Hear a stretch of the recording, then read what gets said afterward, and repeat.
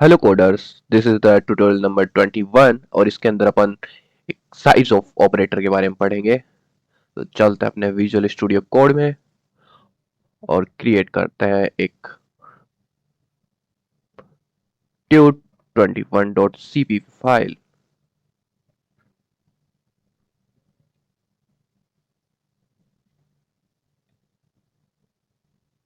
So size of operator अपने को size of any thing जो अपन उसके अंदर डालेंगे उसकी साइज देगा, जो कि बाइट्स में होती है।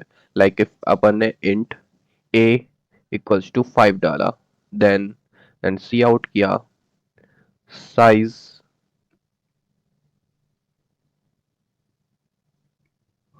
size of a, and it gives in bytes.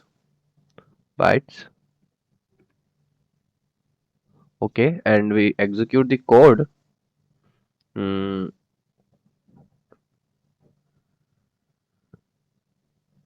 it's 4 byte. Okay, तो integer is a 4 byte. So integer कितने bytes का होता है? 4 bytes का. If we can say a chair uh, c equals to t, and तो एक character type के variable की साइज कितनी होगी, तो वो फाइंड करने के लिए अपन साइज ऑफ ऑपरेटर में c डालेंगे, जो कि 1 बाइट होगी।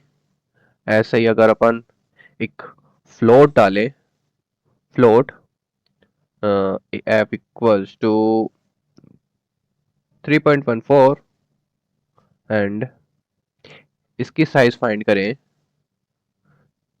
f की साइज कितनी होगी, तो फ्लोट टाइप के वेरिएबल की साइज होती है 4 byte in C plus plus. We talk about in C plus plus, but c in c language it is for 8 byte, it takes a 8 byte, but in c++ it takes only 4 bytes.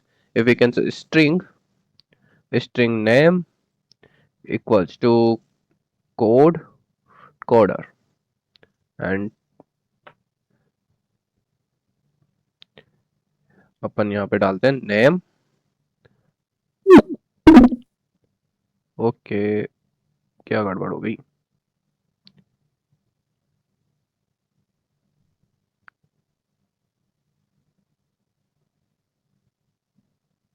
मैंने यहाँ पे semicolon नहीं लगाया।